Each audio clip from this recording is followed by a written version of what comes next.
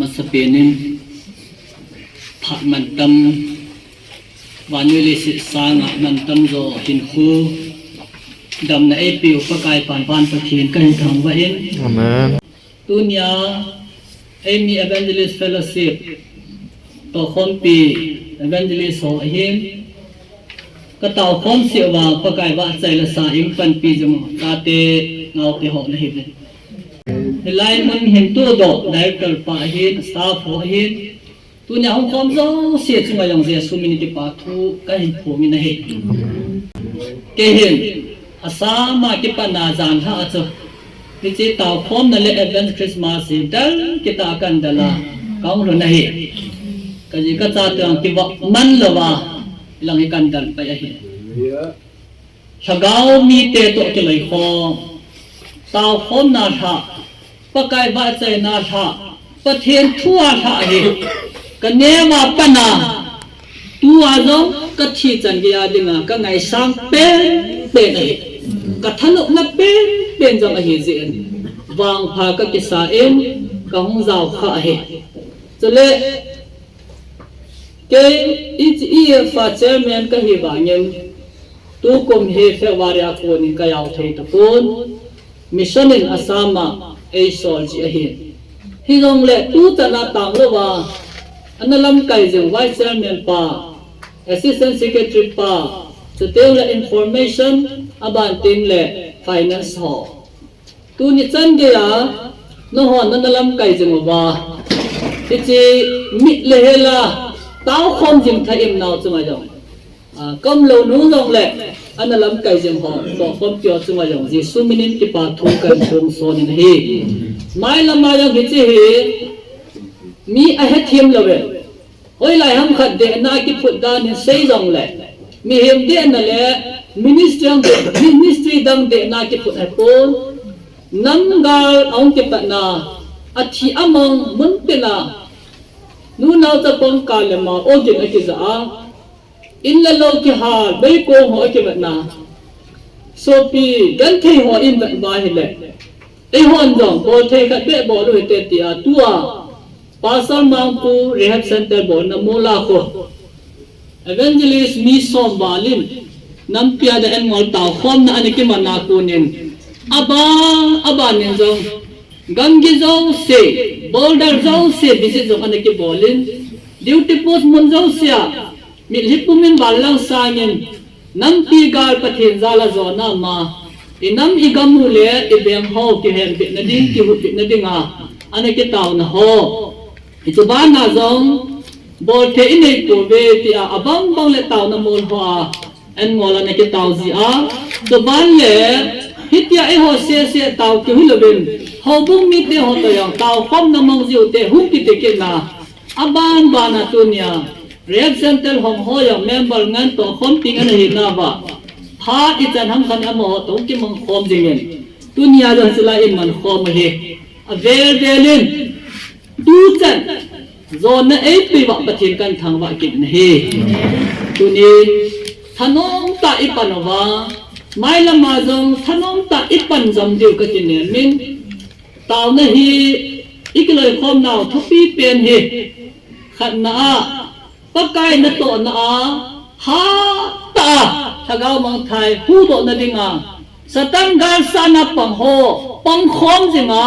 นุ่งจอนละว่าดักตาเห็นคุณลุงแกยาก็กลายน่ะไอตัวคอมสิงดิวเดสานาให้จีกิโบละหินฮิจิบ้านน่ะปอยนี่น่ะลุงตุเป็นจีน้ำปีละอีกำเละละก้าวมาโหตัวนั่นเองไงเอ็นมอลตาวคอมน่ะมันจิงดิ้งฮิจิปอยนี่อ่ะบ่ฮิจิไอมี Evangelist Fellowship มีกิฟอร์มากิโบลุอะฮิจิไอติจันินเกี่ยก็ให้หนุ่มยันลังกัดทีนุ่งให้เราแหละที่ตะลุยดึงปะกายหัดซาขันนินปะกายเฮงอันนักกัดดอกสาเฮนที่จีอัฐเสียมจังเล่อิทัสิเหล่าเดียวอัฐโมมอิทัโมเบเจเดียวเห็นไล่ดำสงาเอเวนเจลิสอินำสงว่าเอาไล่เสียจิงที่งานจะพร้อมตัวไอ้สิอินมาบ้านนายยังหิไลอินเมสโซจอมขันบิเลนหากาบ้านน้องปีนท่าบ้านน้องกิทัสเซมว่าปะกายนักตำรวจน้องที่กัดดอกบางแหละเวลคัมในหิจิงเวทียวกันเซเบโนมิน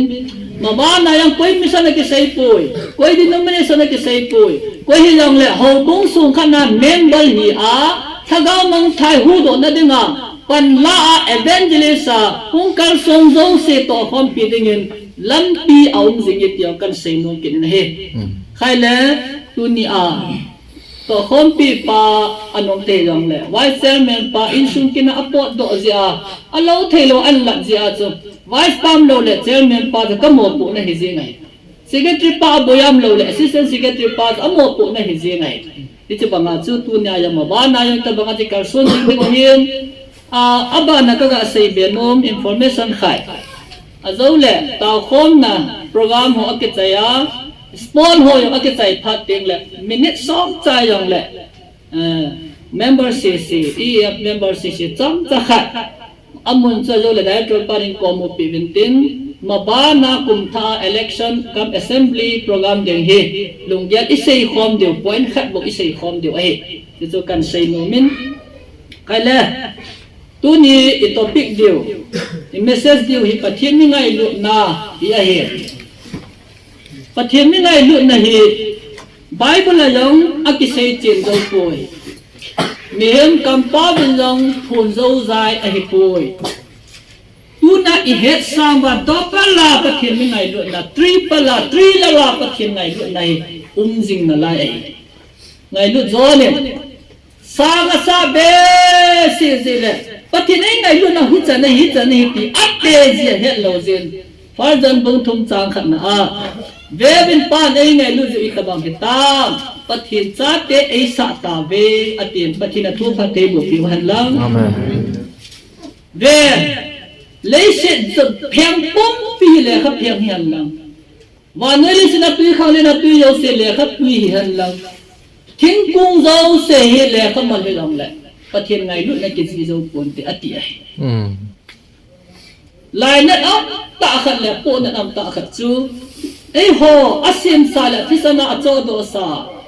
là gạo thiên ape a chian na anei sa mi thiên hồ bung mi hòn thì chỉ bắt thiên mình ai luộc na hen na sa hello cái sa diêu hi hello le duy lo wa yêu pao hi lại na pen lại tuôn yang hi lại mang cái khom cái số bị tiêu yêu se nang cái tin cái say khăn nom pon ibo cha wa hi bắt thiên anh ai luộc số kia hi bắt thiên ngay luộc na yang hết sa số kia hi ta yang ta san sa số kia hi về hi bangin hello ikisa jiwa henna sa hello ikisa ta san sa yang izui nun ji lo he de chi hi ina sam naw le pen ka he khai le gospel jan bung tum chang som la go sim kit na lai hote pathini banga hi banu angai lu na hi ko hi ang ama ta san chan chu mang tha lawa ton son kim lo nei ti na tingin achapa chang kha chu ahin pitai pathian lo pin na chang ta hen pathini banga van noi ati he van noi hi kidap tain thu ki sei na khana youtube ma thu ki sei na kaya na khana hilaya pathini van noi angai lu ati he mi hem nang le ke i hi poi cái chuyện lấy sự như ai bố bé thì bắt thiên mấy ngày luôn này lấy sự bị độ thu xây cả già này ai cái này hệ gì bắt thiên thu nhịp bị ắt vậy à giờ evangelist là boy xây bằng á ít bị ắt có ham thì hệ thêm lâu gì lại mít tắc tại cái làm vậy và nói để tu niệm point thu mình cả xây khẩn lần thì lại Bible là ít một trận một bắt thiên mà vạn nói anh này luôn là gì hết thì chỉ lấy sự cho ai bồn lấy sự cho ai thiền xem mọi ai bồn nang le ke thil sim la lo pi pen mi hem nang le ke hi thil sim tam ta pathina simin mi hem na sim jam tam pi ame iman cha ho ai la mi hem na sim thelo ama la ma ki sim thelo thil sim la chung nu pen mi hem nang le ke hi nang le ke ai ngai nu ja chu pathian a cha pa chang kha hin pi wa hi ti tu ni hen ge do ma sa pen anh na van noi ti phat ting le hi chi van noi le sin hi le asuma thilum ho hi zon thar kan na bung ni chang som le sai ge le chu วันน้อยเลยสิละที่ไงจัดมองถาดิ้งโกนให้ตายที่จะป้าเหที่จะวันน้อยเลยสิอาศัยไหนอาบ้านะวันน้อยเลยวันน้อยที่อาทุ่มจันนะวันน้อยจอนเสวันน้อยอาหุงโกนาจอนเสที่จอนเสก็คนนั้นบอลกันห้ามตีเลยสตาร์นี่นั่นบอลกันคนนั้นที่ทบยังตีเลยอนุซุยที่ละหอนไอ้ที่ทบที่ละหอนตัวยาวคนห้ามวันนักคนน่าสตันเห็นมุซุยวันตีจอนเสหัวจุที่ละหิวไอตุนายยังอิลุงสุวรรณตงซิมอีเป็นท่าเทลนดีว่าบล็อกบอลซิมถ้าก้าววินโคตาเซนก็กิเซนพันนดีว่าบล็อกอดาตัวปังซิมตูตัวอินัมสมว่ากิปะเทียนซาก้าวทุกลงซิมกูบราฮุงกุนทิลาตัวฮีสตันหินสอดทิลาอามาฮอนอามันเจ้าตัวบ้านนี่เลยสินะเฮคำนัทเทอามันเจ้าคำนัทเทอามันเจ้าให้จอยอันนี้นะนุ่มไอ้ภาษาจอนทานหุยน้ำมันจังมีมินขวากิเลสาหุยทอน้ำมันจังที่จะหัวเหวานนุยยาที่จะก็บุญลีจังลีเวลจนวนนุ่มไอ้จงหัววานนุยตัวเกี่ยวเทียบเทียนกาลาที่สิมิโลฮัมวานนุยตัวเกี่ยวเทียบที่วานนุยจนเสียตัวคอมเพลมไพร์บอลวันน้อยที่หัดนั่นตัวคอมเพลมไพร์บอลตัวจุวันน้อยอิสุมิเตหะตัวนี้ให้ตั้งยันตัวนี้ปฏิมิไงลุ่นไอใส่ป้าเหวันน้อยนี่ป้าจะอะไรลุ่นไอปอดนั่งเล็กเองไงลุ่นฮีที่เหอัฐาเดียอีเดียดอดีว่ากันเสมูไปอิสุมิเตหะตัวนี้ปฏิมิเองไงลุ่นจีว่าจนอัปเทียนหินะเอเดน่าจอนเสียจาเอ็นโนโดสาวหิตาเจจุนอัปเทียนหินะมาอิวนุ่งปุยเทตาโลอิวนุ่งเกาเทตาโลหิเจียจ้ะอัปเทียนมาหิจังเลจับตาหินะเยซูคริสต์เบเนมาอิมฮอลวะกัลวารีครอสมาอหินันตูดอาอธิสนาเอ็นโซดไอตายฮาเลลูยาปฏิมิไงลุ่นนี่โออิติกิลาอิติทุหิตา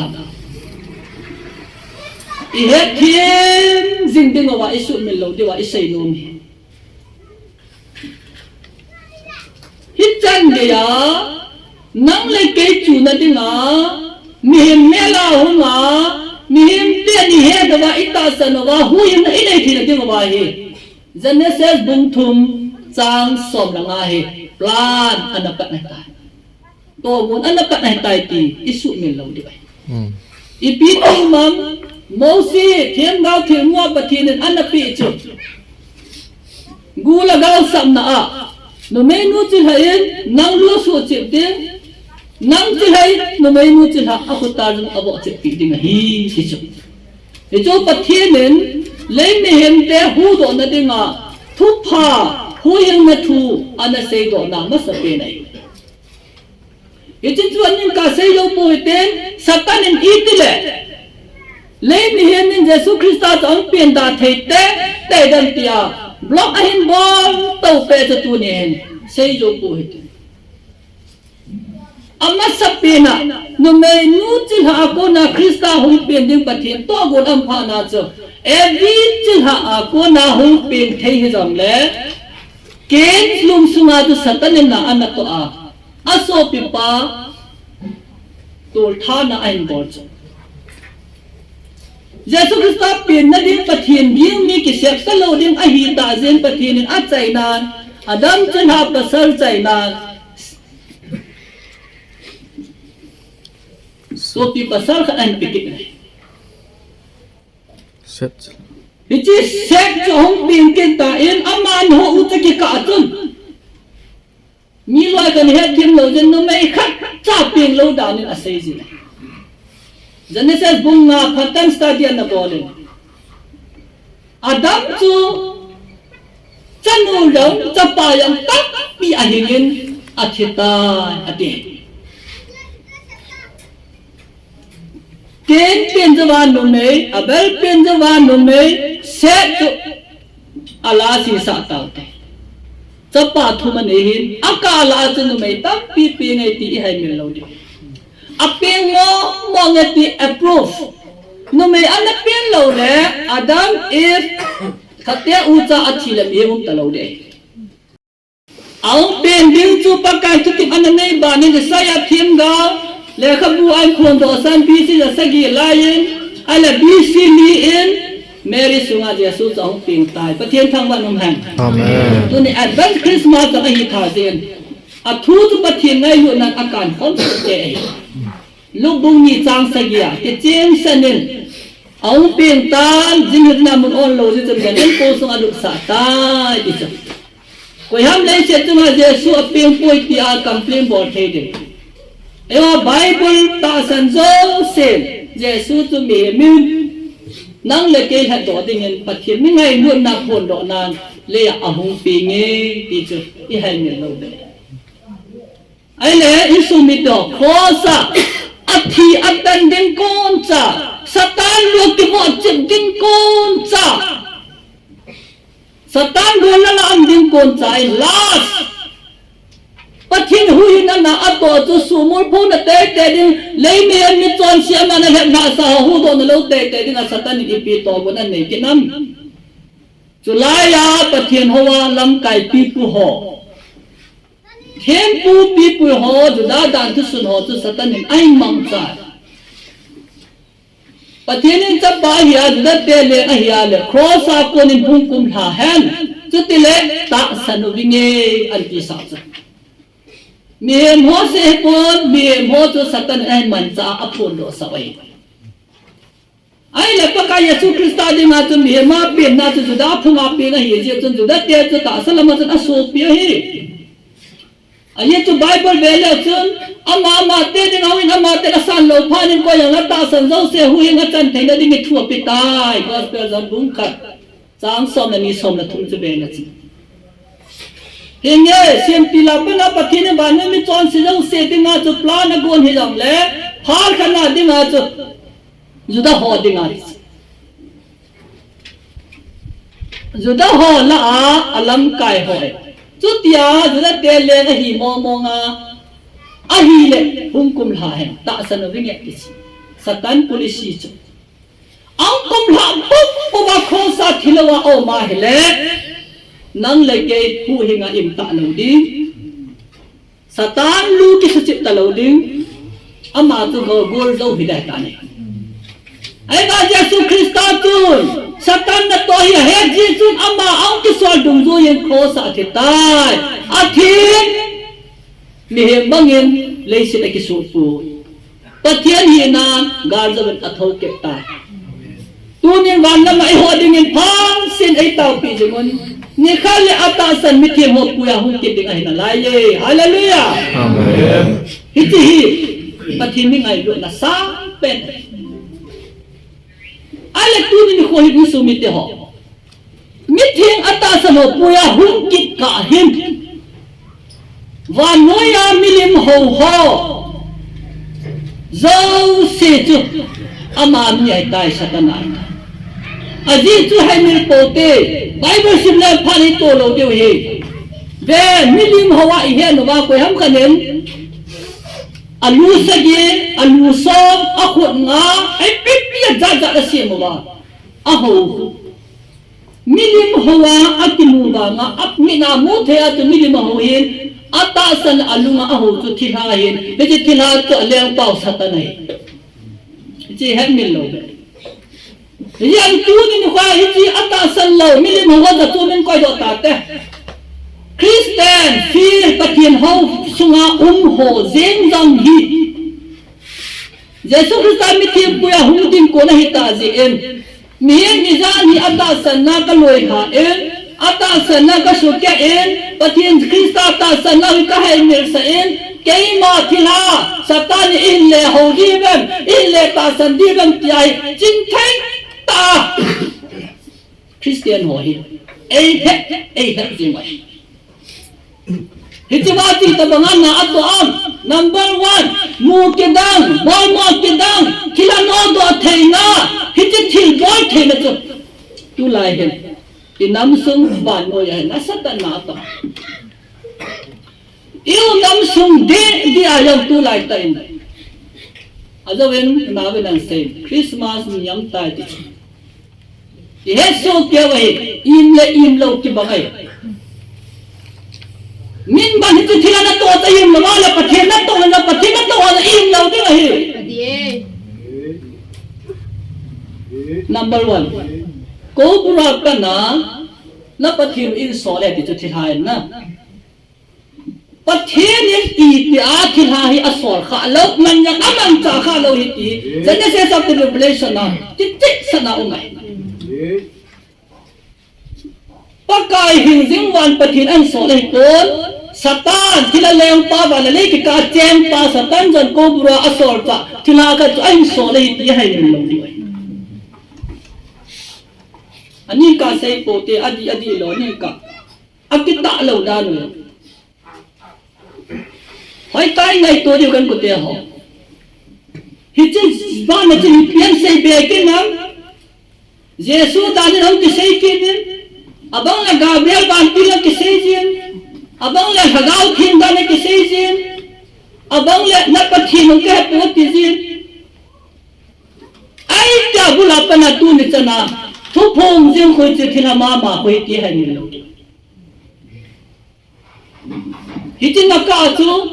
India bung pin, aho lao alien pin apa thiên minut, siwa minayang naan to kin malay. Ade sana hoy sen cha ang declare na tam taon zom le, ta sa ta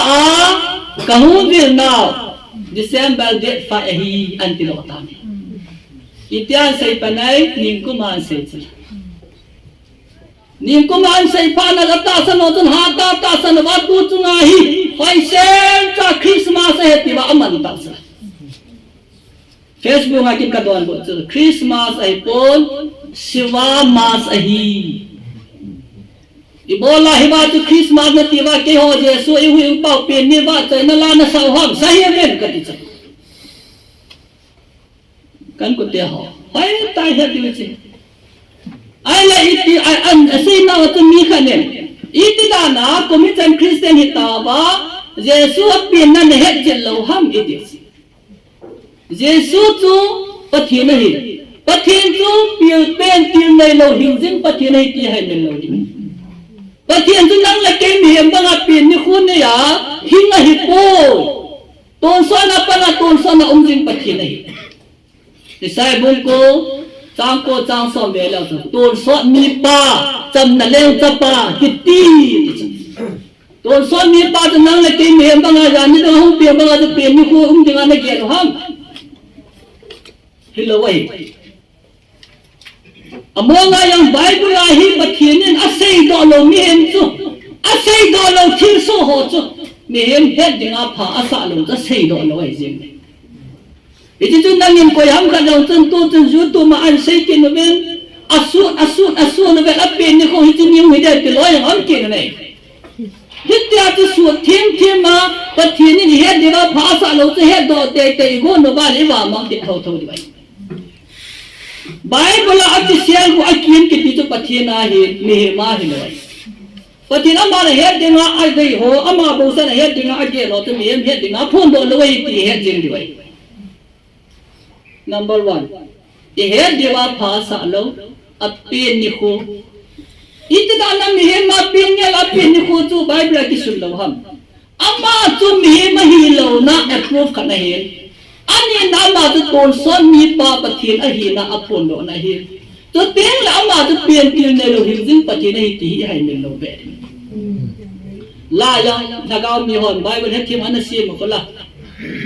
le ya pathin dam riêng dòng lệ ipao khát mấy và na me bên tiêu này lâu hiên dinh pathin này quá ngày mò này hẹn được chứ nào dâu để sợ được le ya pathin dam riêng dòng lệ thì gì chứ và nói ai xin thu pathin million năm lần này million na simzau nun pathen nei lo le amo pathen kha chu sata nahi ai mel lo diwe satan sunga satan ana sempa le tu na mi pui mang thil ho sempa nang le ke sempa pakai van pathin chu van na ani ama chu be he ma hunga cross a hung thia pentecost na hagau thinan sol ha tu ni jesu ta san lo se so ma hagau thin chenga ama in thi ki so ga hin pathin thang ba me amen in so mi te ho hai tai ja de hiji ya hi tunya hai sela inam so ba pathin mi ngai nu ngai hai me lo ba mi tan pin pathin chum ini wa ka ni ai la tunya pathin ipi ham pathin thu ai thu ipi ham pathin ai ai la pathin chu koi ham pathin chu ipi ham pathin chu hagau thi mai thu chu hai cha bible hi koi thu ham pathin thu ai koi kam chang ham pathin kam chang ai pathin ai ngai lu nau a kam chang hi chi ai pathin ot chang hi chi ai bible ti lo wa hoi lam kana pathin o ke zai pathin ai ho pi ve ti cho zo se hi pakai ban pathin ai pon ban nei ki ka cheng pa satan na to na o na nga na la lang ta na la yang o ka la na ti po po le pathin o ai pui ti na hai mu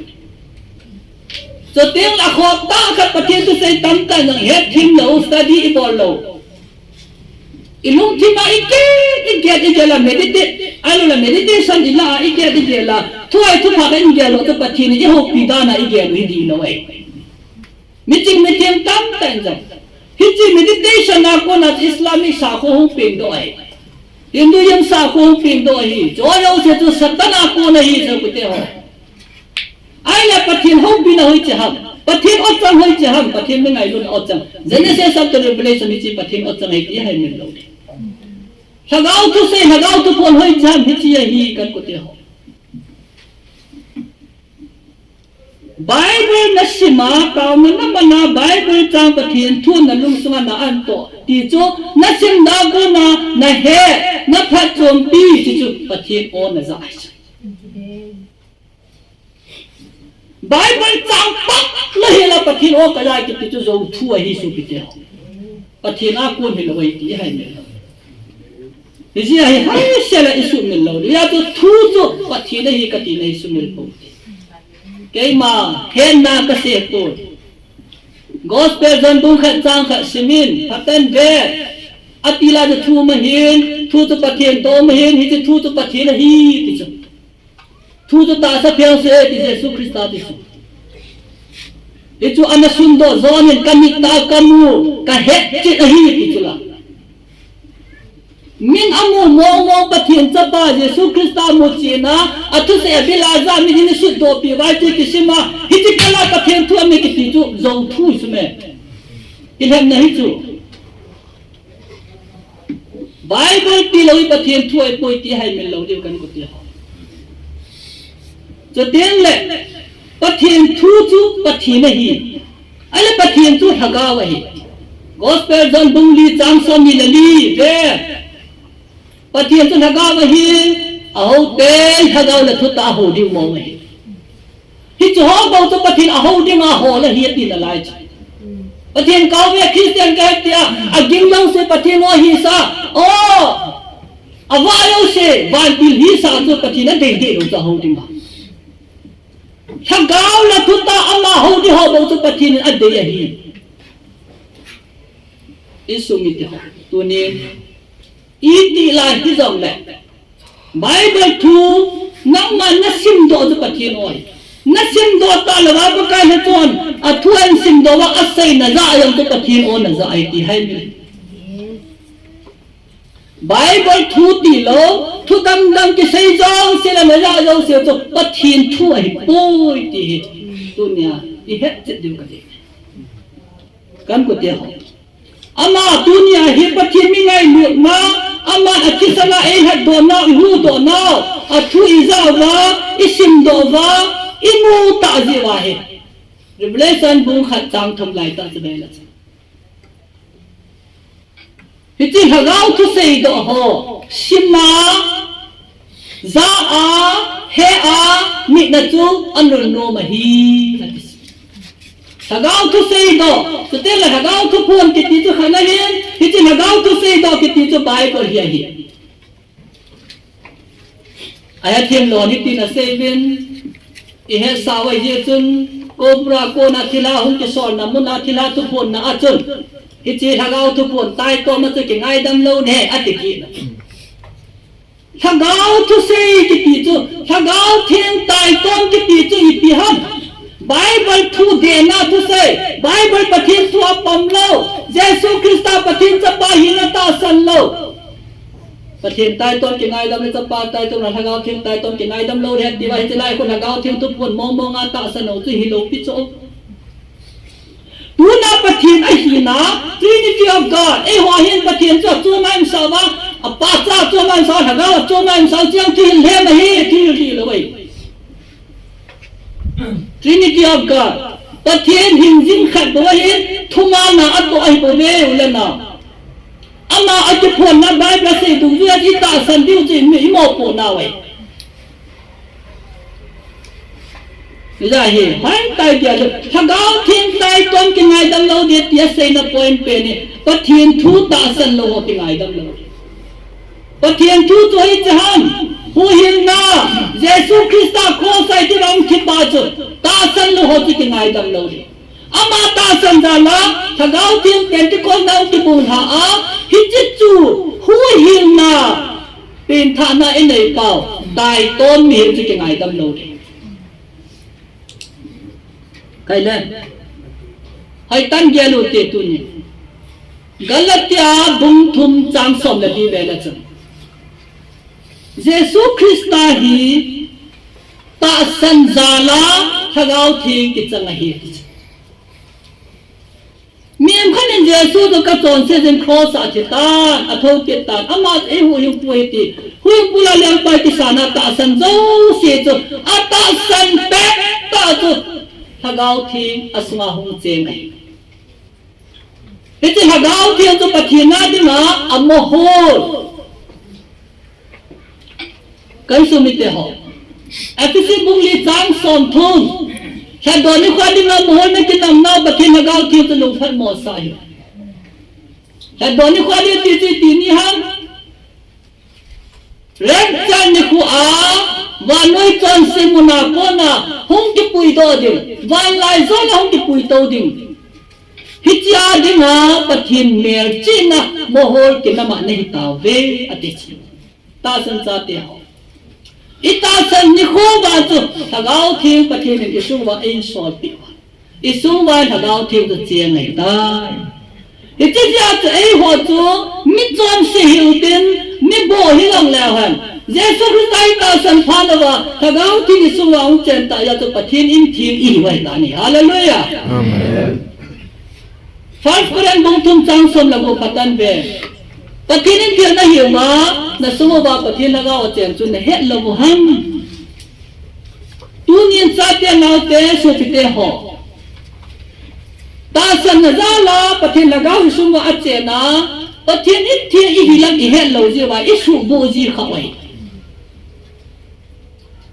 chang som na se ga ka la chun pathin in thing su bo su ma nga chu pathin ama yang ta su ma di hi dunia hitla hum khom jo se hiti athak dai ge do ba o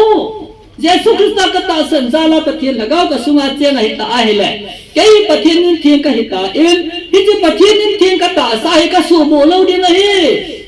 ka su nyen lo ding hi hiti sa na chu ei hat ta ama ding ka hin ho ka pi do thing ta anun ka ji zo ding ai bu ve ti ino khau vai le mi wang pha hi di wai Iti tu hagau tu sei do sima za a hea ni na chu anun no I hi ding hi ya tu ni ko hen pathin e ngai lung na I ha so ke len angai lung na banga hin ko I man deu pa hi mo pu na we ka ti ya tu ni ko he in so mi te ho ta sa na za la Krista za la ka so pingan na hi ben Christian ka chan khom pingan na hi Hija hi hai sel ngai to hitin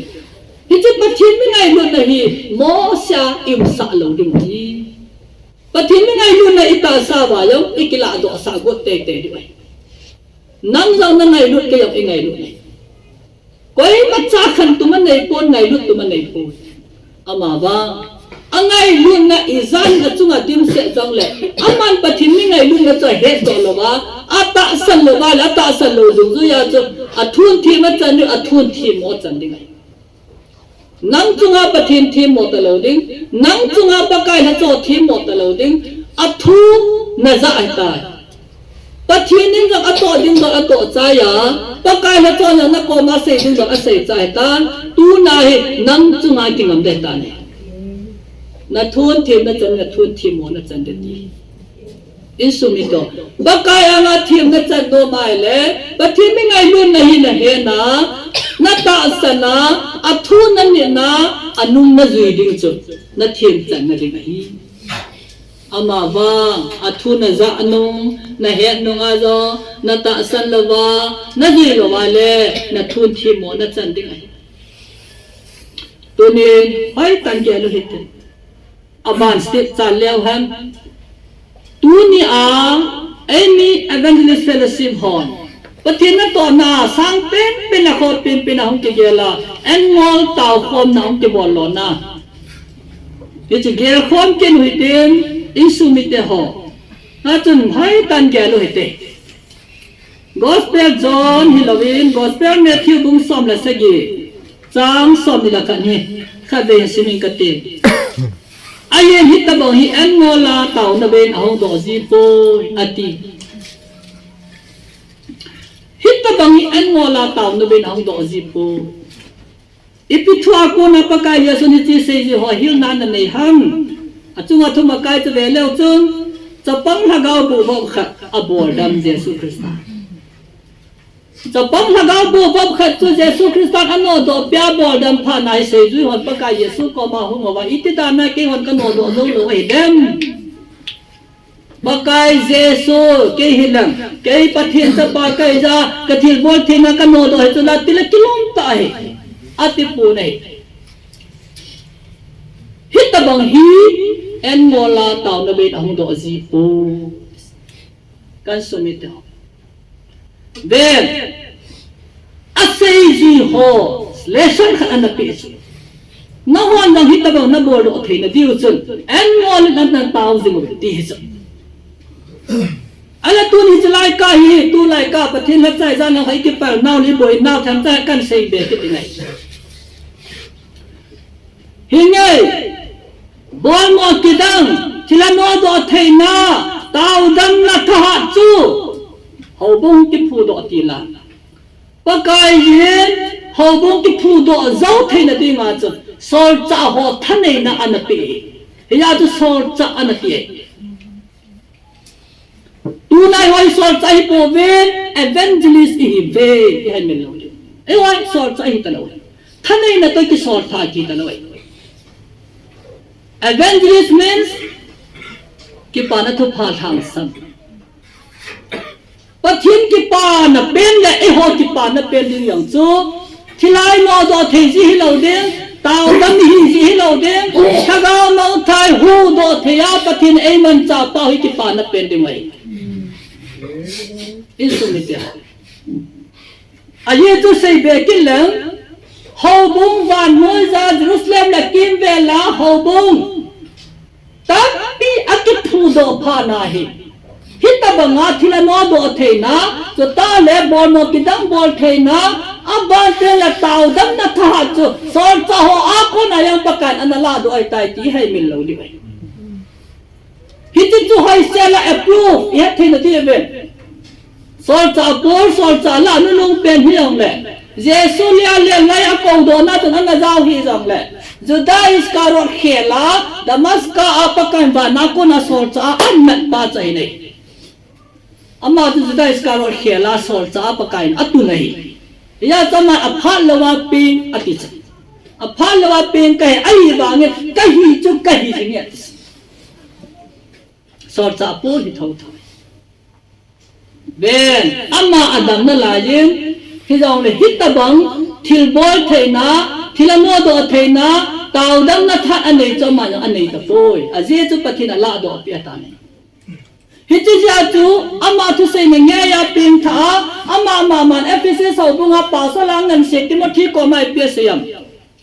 น้อยสุจินเลี้ยงปีตุยทำกันตอนจีตาจะดำโดยน้ำมันตัน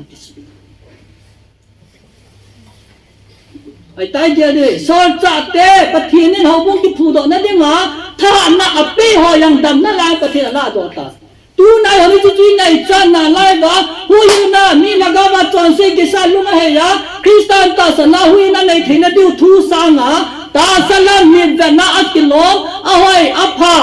มีกี่ป้าปานั่นดิหัวดิวหันไอ้พ่อเจ้าคนนั้นเกลขอเป็นตัวเฮดิวซึ่งGospel จนบุงทุมจังทุมมีกว่าละจุงอาคนน่ะถ้าเป็นกิโลจนประเทศน้องมุทัยปูจังอ่ะดูยาเลี้ยงหากาวะนั่นเป็นเราเลยประเทศกันตะลุลุมินคริสต์อัตตาสนันหากาวะเป็นท่าดิ่งประเทศที่ป่านั่นเป็นให้ตายฮาเลลูยา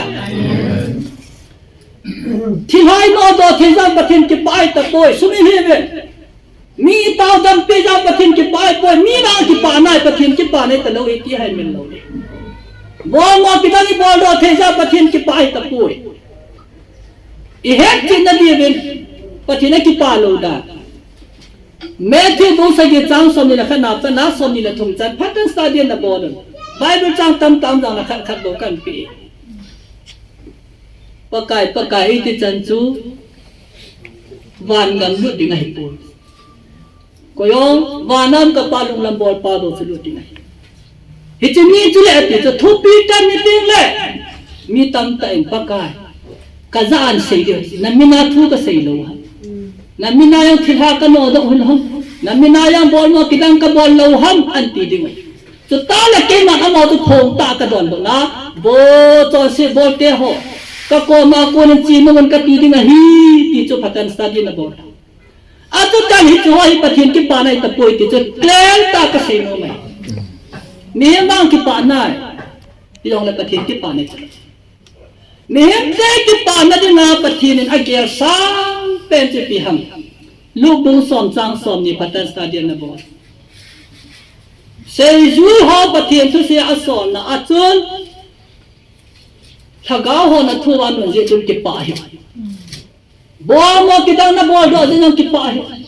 วานานั่นนี่มันกี่สุดจะจุดกี่ปานเป็นอติฮาเลลูยา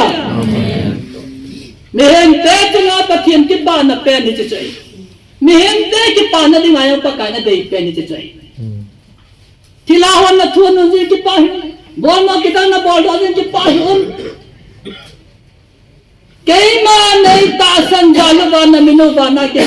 ที่ป่าเวนัติบเบกันก็เถอะฮิจาตุตูน่ะฮิไลมุนาเมนะก็ฮิยังแลYesus Kristus keijat tiai hui ngai tai ti ta san ho zo si chu ita san ni kho wa chu hin le kha ba imenu ki sunai tai amen itu pathian phan na ikipa na diu chu chei hit je chu ki pa be na ki ko ma sei Yesus na se hi Yesus sei kala ni ki pa na diu sei dim ko ham ya je tu ni a kain ko ka su mil thai lo pa kai tha cha tha chu sei ka po na khaกูไม่ยากมันขนาดตายก็อย่างตาวดำนัทกันนี่นะยังกระทุนนะทีละโน้ตทีนัทกันนี่นะกระทุนนะตาวนัดดีเลยกันเลยปากกายนัดโจตาสันจัดเดย์บอลเจ้าไอ้ตาวนัดดีว่าแม่ปากกายเก็บมาหูนั่นในโลหะกินกันในตาตัวอีปีเซปีหลังอีติตาวหลังอีติปันนั่นหลังอมรหูนั่นอันนี้ที่มันตีอีตาวน่าสามเป็นให้กันก็เดียวBisa itu ni fakta dia lui.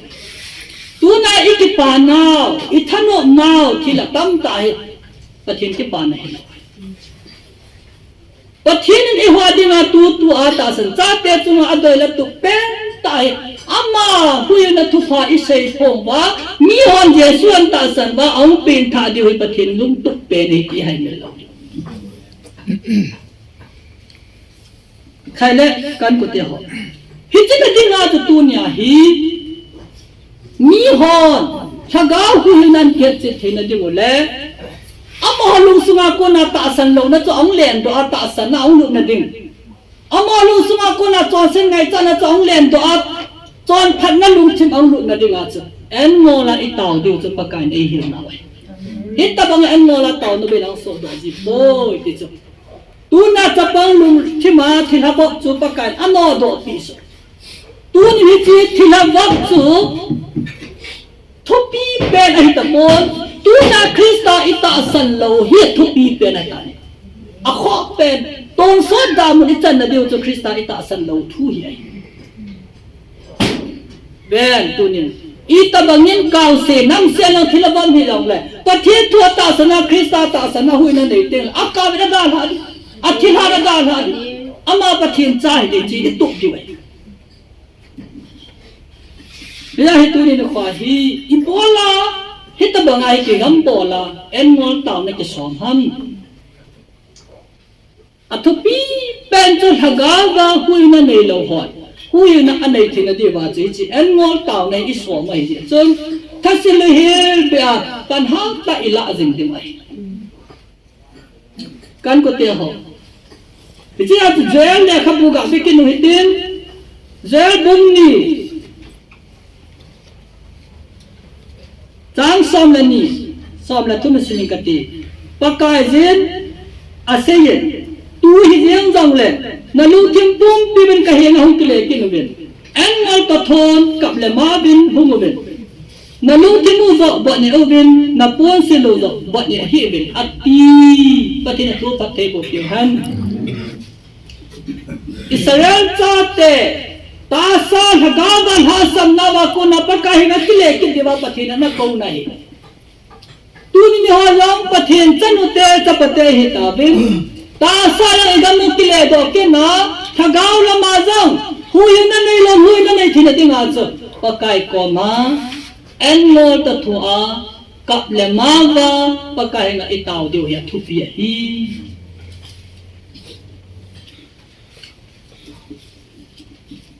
kan ko te ho ado ben na ga na seyen po gi ma egam samai thagaw pu do na thagaw mang thai ngai luôn na en la mi hi isen ha sam be se phan wa tai nan pi ngai luôn na la gam ngai luôn na pu do na mi hi lo ngai tai so ti ta tuan jang e vai ge nai po ve ki tha pat kin hui te ki tha pat kin hui te tha taw kin hui te en ngolin taw pha kin hui te mi hilong in taw pha kin hui te kabla ma bin pakai ko na taw pha kin hui te ichi hi ikile do na deu lampi sun ai ani ne ikile do na dewa lampi sun chu pathian thui ta asalawa pathian thui ji ki deu hi ikile do na deu lampi sun jai Hijima lai de nam so wa pathian thu sanga pathian thu ki be na ma pathian thu da na se ya hila ta sana ki tam che yang ji che po na yahi pakai hatta hi ta ho ni ta bo til he ni pathian na ko nai poi satan na to hi ti hang san ta sei ngam dinga tu ni abe lai ke til khoi aje chu hita bang til hem ta san ho hen hichi bau hi hi ban gam luôn na dim hichi bau hi so cha na tiu ta cho ban gam luôn na dim so cha na dim thu to bible thu bo hi bible thu hoi chu pen cho ham gospel jan bung som le li chang gu mai je so na za ke hi lam pi le thu ta chu le hin na chu ka hi ke ya chi lo tu koi ma pa ko ma thung poi ti pathi na thu pa the bo pyo han Yesu bohi van gamlun na de gaw tu po na hipoi cobra ko na hung ko thila tu se hipoi phan ma sa jama tu van gamlun na de ngai pyang kan na kin chit chu pi ha ko hi yang le adal ka ki kam ho tu so ta lo da tai ko hi yang le adal ka ki kam lo ho tu so ta dia hi chu pa then thu hi lo pi cho na to na lu na dung na ban ki kam lang ka ki ta yang ni chu ma cha boy na dim lo pi chi but then thui hen ta lo dan wa prophet chi This is the gospel to the Assam Gamna Galan Manipula na lang sam le Burma na lang sam le ho but then to head lo si wa tu na samam kai ja kan he lai na nong ta ka cha pang kum ka 7 8 10 lai ho school kai anata ta ipizin adal ka akikam nom lo si lai na nong so bite ho sei na de han na bible ade lai la ta me be han na hi long le bible thuai pu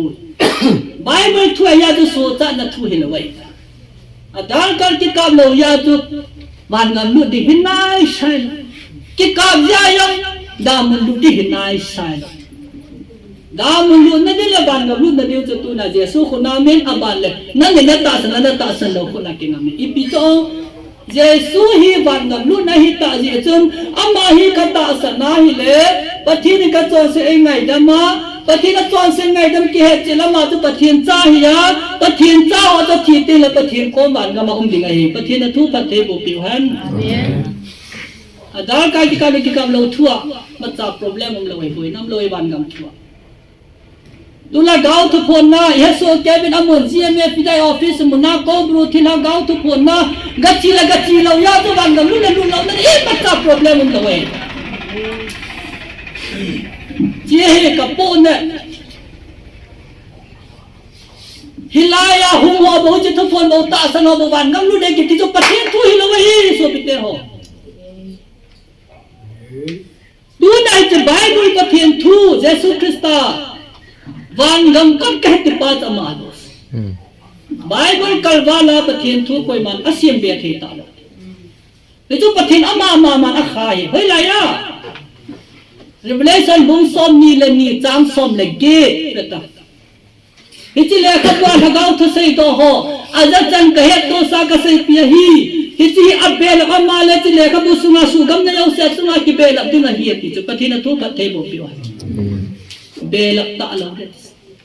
ale tu na ke man ka na ti wa le ka po ki si ko pathin thu bel mo ko la chu ko pathin dau na ton se satan na to chi hai min lo de tu ni ning la ka sei jo ko de ja a kho ding ti chu kan se dunia ta संसार दे के पान पेन दियो ही अबान ले पथे तु से ले के पान पेन दियो ही पथे तु से इथे जी हेलो के को से मुन तम tai बोल जी हेलो इथु से न खमा मी हन जेसुन ता सन बा हुए न पेन थाना ने ही इके पान पेन दे भाई खिलाए न दो दियो है कि पान पेन दियो हेलो ही बोल म किदा नि बोल थे कि पान दियो है तो नहीं हिnya tu nin zo pathin lo pi ki phon na dinga mi itau pi wa dam tam je ho yo ki sei lo chu ya sei di la sei kham set sei zo lo ka ni ai ga nga tau dam ka hi lo pi min na ngai cha dong zo ya pa kai min ngai tau pi a me an nan al ha adam la adam pathin adam sai ti isu mi te ho na tau na ko na thila bo khaya na no do zo adam jang le pathin thang ba de ai hi chi ki pa na di ko pathin ki pa na ko ti ba gi hai min lo di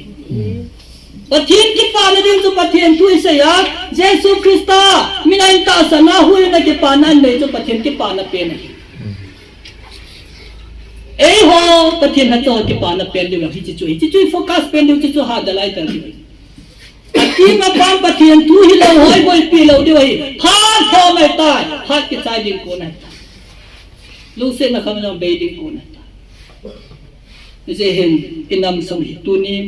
pathian mi ngai lu nai thu pi ai zan len advent christmas program te man ho mai je chen pathian mi ngai lu na ho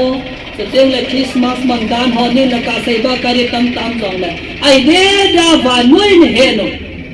Christmas dana igelo siwa mas siwa pen ni ko lom on Christmas ka lom ti zo thu hi ti ya thi na di ba neu cha kan se de mai so le pathin ti pa na pen che thui se them ji jam hai po bol mo kidari bol do the ji jam hai po thilai no do the ji jam hai po o jesu christa thu i hil ham ba min hu hi na to so hi na an nei pa pathin ki pa na pe dai ei hoi ki pa na de ba lo pathin de sa na meno ba na ke su ji chun ki pa na na ji na ngai mu ma sa na hobu na mission na ngai lut masang na so pi na ngai lut masang en pakai ngai lut masang ani na nang la nang ki ngai lut phat ni nang la nang na ki ngai lut zo te la automatically hunga do in na zi na cha number 1 number 2 na him na kom chu koi koi ham na hobu mi na ministry na mission chu wa na mi yang se chu hi ki kom hong he ta nei pathian lo pi na sa amen tu na ai ho tam ta he pathian ngai lu na ta ta lo ama yang ti ngai lu la wa hi la kom ngai lu da na ki gela thu se ya lem je pathian thu se yang tam ta ki mas ama yang ti ngai lu lo hu hing atan lo chu ko ham kin ka he chen pu na hi la ama la mang ti ngai lu lo wa evangelist pastor kham na thei na pu ma pathian thu se yang iza nam ta ki um na lai di cho wa ke ka pom lo hi di lo hi le pathian thu the tak tu so ni na thu ti se ya in kham na thei ki ni chang ngai ham angai he theng ta ka se ama ti sem khana thenin ho man ta kan pathian thu se po do da ka ti ke ba pathian thu na phan lo kin jong ka phan lo kan ho bum men ban khat bo ni nga yang bible la phan lo chu I ti da na pathian thu se kha len kham na the an ne pathian thu se the ama ke ngai lu lo so tu ni hilaya ka so pi to yo lu se ta ka ta na ki ngai lu ji wa pen tha nom ji le ki sen tha nom ji a hilaya na ngom a he je na chu ma ki pa thu kan phu nge so be te na ki ngai lu ka ki pa e mai la ma mo hi te se ya pathian ngai lu ji nga nang la na yo che ngai lu ji nga aban le na he na ko na ji na cha na so pi na ko so mi na ho bo mo mi wa noi pum pi ngai lu zo ding ai pathian ni phat thei nai bo amen ye za tu nia pathian ni ngai lu na ki sai hi pathian ni ngai lu na chu I hon I hen na ama I ngai lu di aban le la I ngai lu na a hi I ko I ngai lu di chu I di ti wai khai le kan su mi ti ho sei ba kai ding tam tam zam le hit chen ge ya thi san nai sana yu ngai lu ing cha do pa I ta san he ta le anu I zu wa thi chen ge ya cross wa je su nong zui ding en pathin mi ngai lu na ni ngai dam su ngai hem lo ding en pathin na thu phat the bo yo hem pathin thawa na ta cham sai ma ka te